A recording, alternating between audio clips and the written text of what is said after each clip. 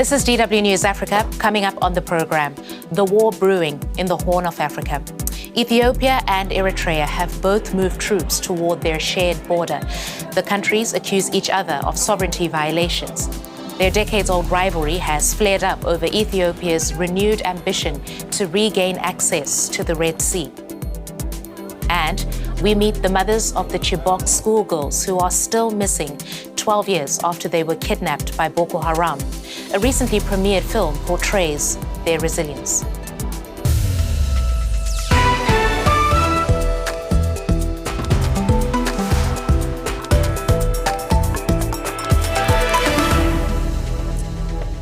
Hello, I'm Mhundwa. Welcome to the program. It's good to have your company.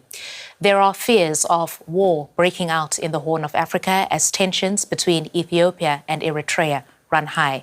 Both sides have moved troops toward their shared border. Ethiopia accuses Eritrea of backing rebels and having troops on its soil. Eritrea denies the accusations. Now, relations between Addis Ababa and Asmara have been uneasy since Eritrea gained independence in 1993. The countries have fought deadly wars since then. Now, the recent escalation has come after Ethiopia's Prime Minister Abiy Ahmed announced his intention to regain access to the Red Sea. Eritrea fears he will try to achieve this by invading its territory. Now, Ethiopia lost its access to the Red Sea and became landlocked in 1993 when an international ruling gave Eritrea sovereign control over the Red Sea ports of Assab and Massawa. Since then, Ethiopia has relied on ports in neighboring countries, mostly Djibouti, for trade.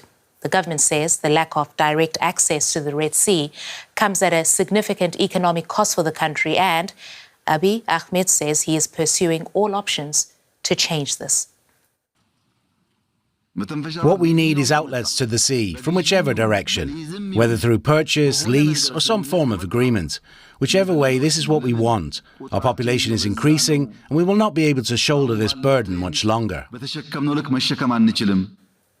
Now, Abiy's ambitions were on display at a recent military parade in Addis Ababa. Ethiopia's special forces demonstrated maneuvers in a spectacle widely seen as intended for neighboring Eritrea to see. The United Nations Secretary-General Antonio Guterres has urged Ethiopia and Eritrea to respect the border treaty they signed 25 years ago, and others in the region have called for talks.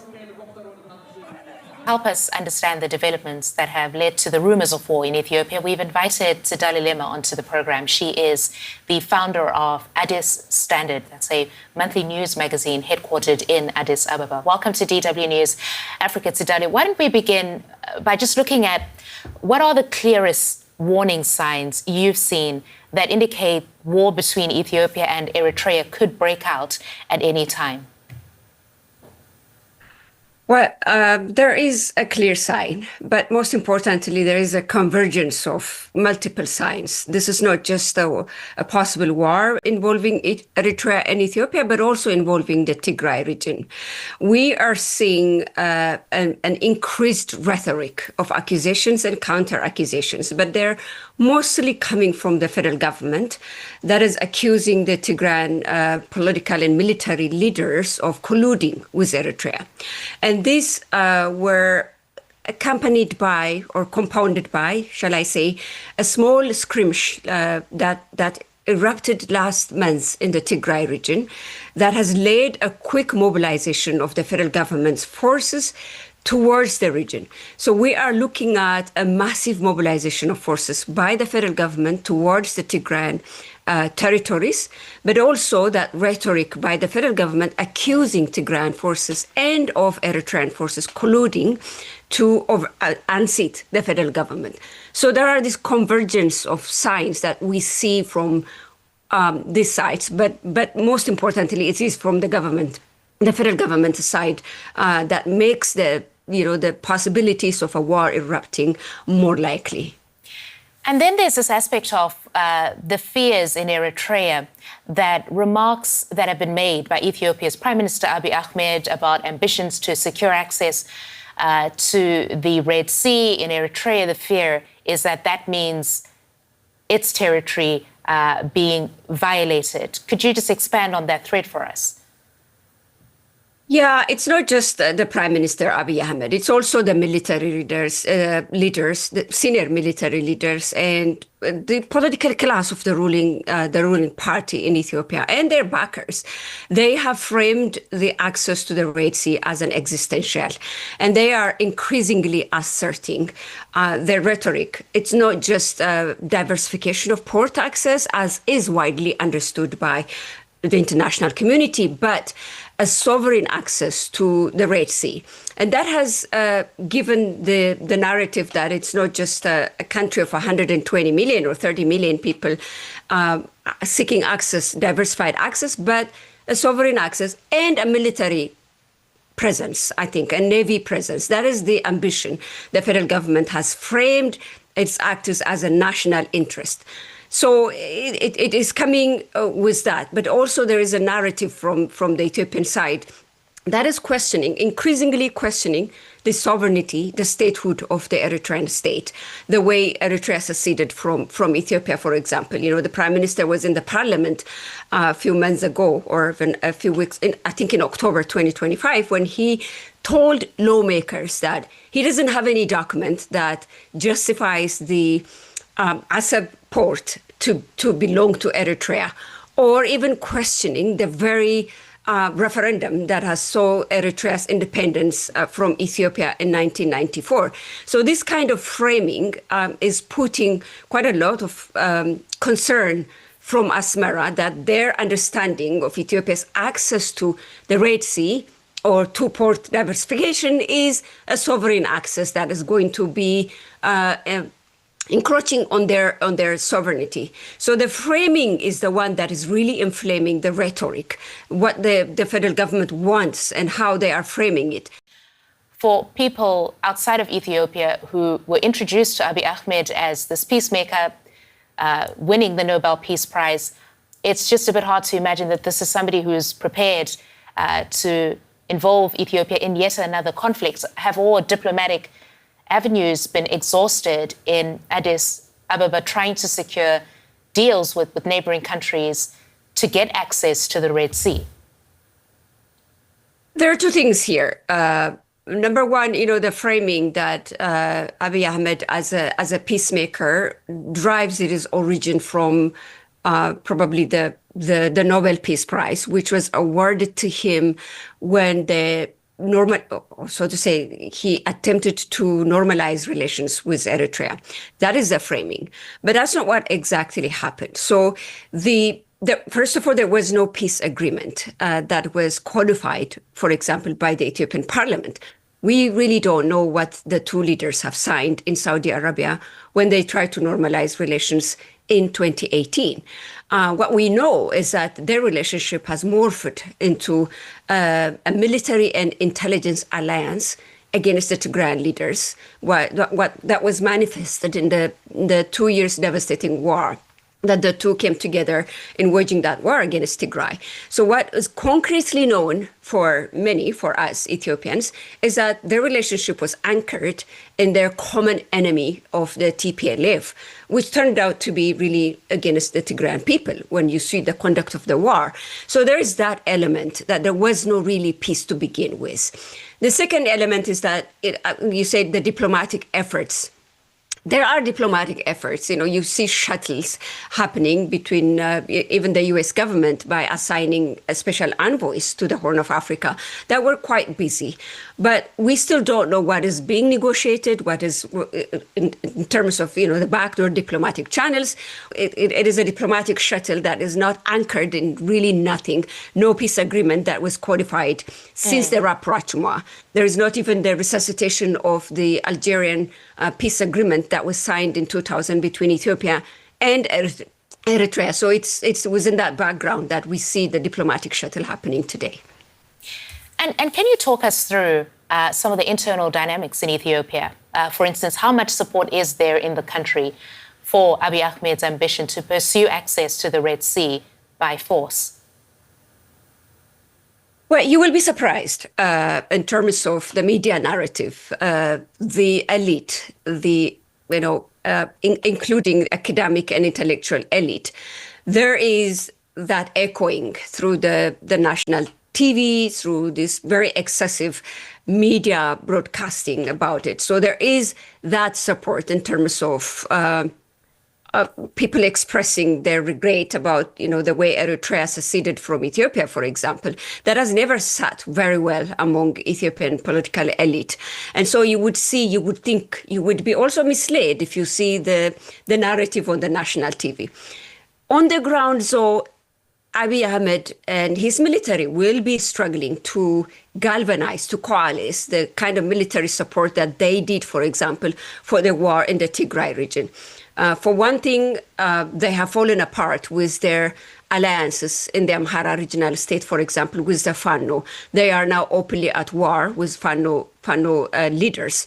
So there is a very aggressive insurgency that is happening in the Amhara region.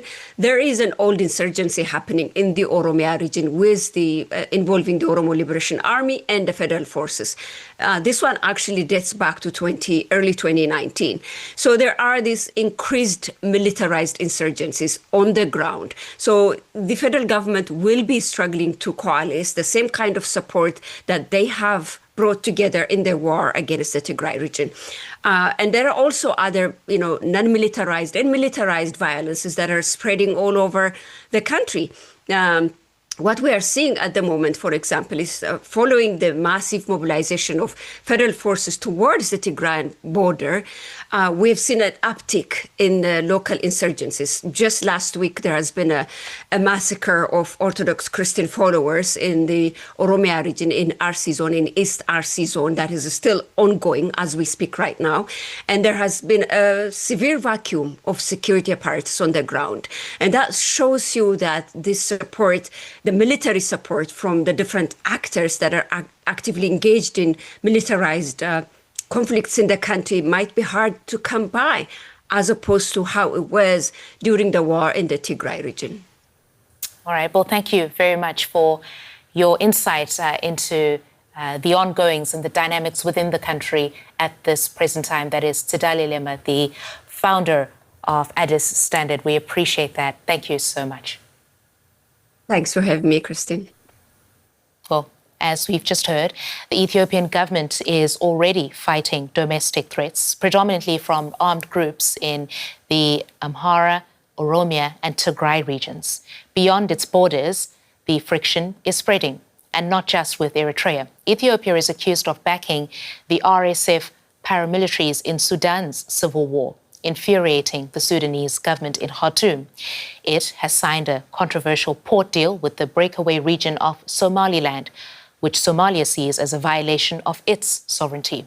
And to the north, there's the dispute with Egypt. That's over the Grand Ethiopian Renaissance Dam on the Nile River. This leaves Ethiopia at the center of multiple overlapping tensions. To give us a perspective of how a conflict between Ethiopia and Eritrea could impact the region is Zacharias Zelalem. He is a visiting fellow with the Africa Program at the European Council on Foreign Relations. He's also an award-winning journalist and analyst focusing on the Horn of Africa region. Welcome to DW News Africa, Zacharias.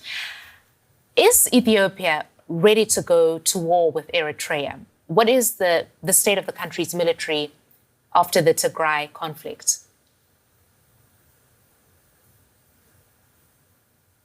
Well, it's hard to say whether or not the army is ready to go for a renewed all-out war. What is known is that the army has been bogged down with internal conflict, something of a quagmire really in both Ethiopia's Amhara and Oromia regions, and that is where the Eritrean army has the advantage. Since the devastation of the Tigray war that killed hundreds of thousands from 2020 to 2022. The Eritrean army has not been active in any conflict and has had the time to recuperate. So there's definitely, that would definitely impact any war, despite the fact that the Ethiopian army would probably enjoy some degree of aerial supremacy. Yeah, and how capable is Eritrea to defend itself against what is its much bigger neighbor, Ethiopia? Well, I believe the Eritrean army isn't planning on testing its battle-hardened forces alone. The consensus is that it plans on funding and arming as many of the different Ethiopian rebel factions to serve as a sort of buffer to prevent direct face-to-face conflict between the two armies. So perhaps by wearing down the Ethiopian troops, who, as I said, are already bogged down on two separate fronts, it would not have to bear the brunt of Ethiopian assaults. But at the end, like I said, though, they've had 3 years to recuperate. They're also being allegedly supported by the likes of Egypt and the Sudanese armed forces, amongst other partners in the region. So all that could sway things in the war from one side to the other.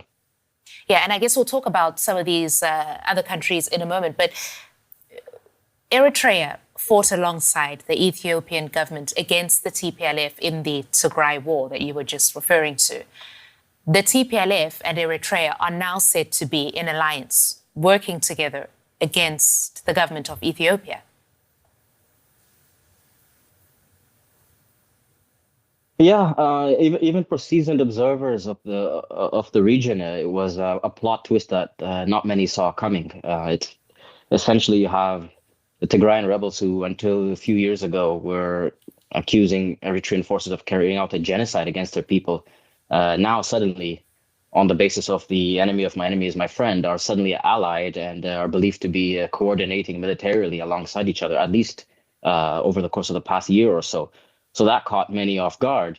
And at the same time, if war is to break out, there's also the possibility that additional rebel factions that are also believed to be supported by the Eritrean government may also find themselves aligned alongside the TPLF, including the Amhara-based Fano forces, who were also enemies and fighting against the TPLF alongside the Ethiopian government and Eritrean forces back in during the first war from 2020 to 2022. So there's been numerous realignments of the various warring factions, and a lot of it can be hard to track for those who aren't as well versed with the affairs of the region. Yeah, and speaking of the region, Ethiopia doesn't appear to have many friends in the neighborhood. There's bad blood with Sudan, with Egypt, with Somalia. How do you see these countries potentially responding if conflict were to break out between Ethiopia and Eritrea? Well, that's the thing. The regional powers from the Gulf and the extended Middle East, so the likes of Turkey even, they all have a vested stake in this conflict. Some of them want one faction or the other to defeat one. And the truth is, you could argue that the Ethiopian government has been something of a client state for the United Arab Emirates for some 6 or 7 years now. And as such, it has been supported and armed by the United Arab Emirates, and that has gotten it involved in the conflict in neighboring Sudan, where Ethiopia has been found to have provided training ground on its territory for the genocidal rapid support forces, which have wreaked havoc in neighboring Sudan. So unlike the war that killed hundreds of thousands from 2020 to 2022, this one might see regional spillovers and the involvement of multiple players from across the region. But of course, that also might be impacted by the ongoing and deteriorating situation in the Middle East, where Iran is now bombing many of the Gulf countries, including the United Arab Emirates, which is supposed to play a decisive role in any Ethiopian military offensives and campaigns if war is to break out.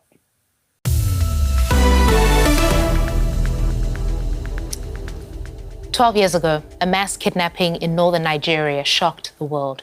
Boko Haram militants had seized hundreds of girls from their school in the town of Chibok.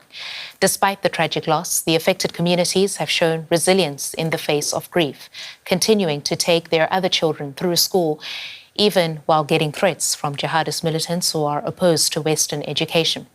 Now that courage is visible to the world through a film documenting the lives of the missing girls' mothers. DW correspondent Azizat Olaoluwa attended the premiere in Lagos. They might not be celebrities, but their story from northern Nigeria is well known. These are the mothers of some of the Chibok schoolgirls kidnapped by Boko Haram jihadists 12 years ago, gripping the world. They want to keep the world's attention, but with a different narrative, one of hope. The film follows Yana Galang's struggles with other mothers and how they work hard to support their children after the 2014 incident. Because upon what happened to us, we still be strong to farm, to do everything for our children. And now our story is old, so that all over the world to see how courage we are. I'm calling all the women that passing through all the type of trauma that we have ourselves. They have to be strong and give courage to themselves for the remaining children and for the family. Yana's daughter remains in captivity along with more than 80 other Chibok schoolgirls over a decade after the abduction. The filmmaker Kachi Benson explains what inspired him to tell the story of the mothers. I felt it was important to present the mothers of Chibok through a different lens, a lens of dignity, a lens of grace and resilience and courage. But in the process of making this film, obviously I discovered that there was a need in the community amongst the women. They are all farmers, and farming is how they fund education. But the harvest is so poor, and they really struggle. And so we decided to now, work with them, collaborate with them on their farm, gave them seeds, gave them training. The training support from Kachi's team helped Yana and others to significantly increase their farm yields. The women also got connected to factories in Lagos that buy peanuts directly from them, improving their income. And while in Lagos for the premiere, they visited the factories where their produce is being turned into peanut butter. I'm very, very happy about what I've been seeing here. As well, our granola has been internationally. We take it something locally in our side, but see how important it is. Back at the premiere, guests were offered treats made from the Chibok mothers' peanuts. The joy I have seen on the faces of the Chibok mothers here at the premiere is simply hard to miss. The women are excited that the public can watch their story from their own perspective and see how they refuse to let pain define them.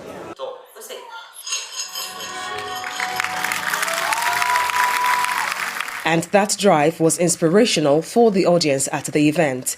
What I love most about the film is it just showed the strength, just that massive strength of all of those women, those mothers. It's beautiful. I thought the documentary was very touching. I thought it showed the women's resilience, their endurance, and how they went through their different levels of grief and how this trauma connected them and made them stronger as a community. The documentary will continue screening in Nigeria and also in Ghana over the next few weeks, as Yana and the others keep alive the hope of being reunited with their daughters. And my colleague Azizat Olaoluwa, who filed that report, well, she joins me now from Lagos. Azizat, the story of the Chibok girls being kidnapped from their school grabbed international headlines. You had then First Lady Michelle Obama jumping onto the campaign. And all these years later, dozens of them are still missing. What do we know about where they might be and what life they might be experiencing? Well, that's the sad reality because we have no idea where they are, but we know that the Boko Haram jihadist fighters that took them move around a lot, and we know that their popular base is the Sambisa forest in northeast Nigeria. And the fresh information we got about the remaining Chibok schoolgirls is from the Nigerian First Lady, who said that there was information that the girls refused to be rescued from the abductors because they had fallen in love with them. But since she's not a government official, many people are questioning why authorities have not come out to either debunk what she said or to tell the public that that's where we are. But we know that most of those that came back or that were rescued came back with children, so which could adduce to the fact that they were married off to the Boko Haram fighters. And are the authorities still trying to bring the missing girls home, now women? Well, we want to believe that they are, because the federal government last year said that it's not giving up hope in bringing back the remaining Chibok schoolgirls who are still in captivity. And with the latest information from the First Lady, Remi Tinubu, some are saying that, well, they may not want to return, but like I said, it's not official because nobody has debunked it yet. So we want to believe that the government is still working on it. In 2024, one Chibok girl was rescued alongside some other kidnapped victims in the northeast. So we want to believe the government is on top of the matter. And it's going to be 12 years since the abduction in April. And the parents of these missing girls are still asking for answers. They want to see their girls back and alive. All right, that's DW's Azizat Olaolu with that report for us. Thank you for your reporting on this, Azizat. And that's where we'll leave it for our program. But be sure to check out our other stories on dw.com/Africa. We're on social media also. And we'll see you next time. Bye-bye.